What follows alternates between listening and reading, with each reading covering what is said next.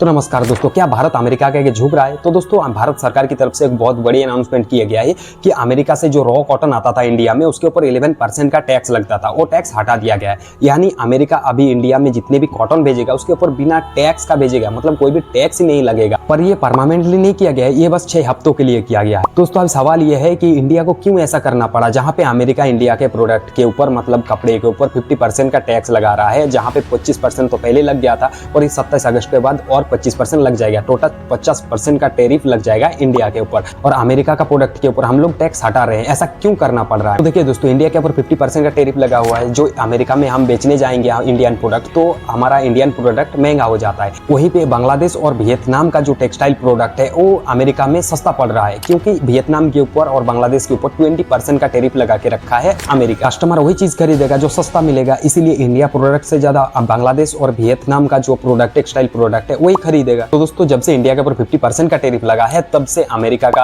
Amazon, Walmart जैसा बड़े company India का ऑर्डर को कैंसिल कर रहा है और वो सब चीज खरीद रहा है बांग्लादेश, वियतनाम और चाइना से, क्योंकि इन लोगों के ऊपर टैरिफ बहुत कम लगा है। वियतनाम और बांग्लादेश के ऊपर 20% का टैरिफ लगा हुआ है और चाइना के ऊपर 30% का टैरिफ लगा हुआ है। इसीलिए भारत सरकार क्या चाहता है कि जो रॉ मटेरियल है हमारा टेक्सटाइल का, मतलब जो कॉटन है, रॉ कॉटन, उसके ऊपर टैक्स नहीं लगाएंगे तो कॉटन क्या होगा, सस्ता हो जाएगा और हमारा कपड़े भी सस्ता बनेगा, इसीलिए हमारा कपड़े का प्राइस भी कम रहेगा। इंडिया का ऐसा करने पे इंडिया को फायदा भी है और नुकसान भी है। तो दोस्तों फायदा उन लोगों के है जैसे टेक्सटाइल मिल हो गया और गारमेंट सेक्टर है, उन लोगों को तो डायरेक्ट फायदा मिलेगा, और अमेरिका जो सेलर रहेगा उन लोगों को भी बहुत फायदा होगा, क्योंकि अमेरिकन सेलर को टैक्स नहीं देना पड़ेगा। और सबसे ज्यादा नुकसान होगा किसान को, क्योंकि जो लोग कॉटन का खेती करते थे उन लोगों को सस्ते में कॉटन बेचना पड़ेगा, क्योंकि अच्छा क्वालिटी का जो अमेरिकन कॉटन है वो जब सस्ते पे मिलने लग जाएगा, किसान को भी कॉटन सस्ते में बेचना पड़ेगा, इसीलिए उसका भी प्राइस कम करना पड़ेगा। और इसके ऊपर आपका क्या राय है नीचे कमेंट बॉक्स में जरूर से बताना और लाइक सब्सक्राइब जरूर कर लेना।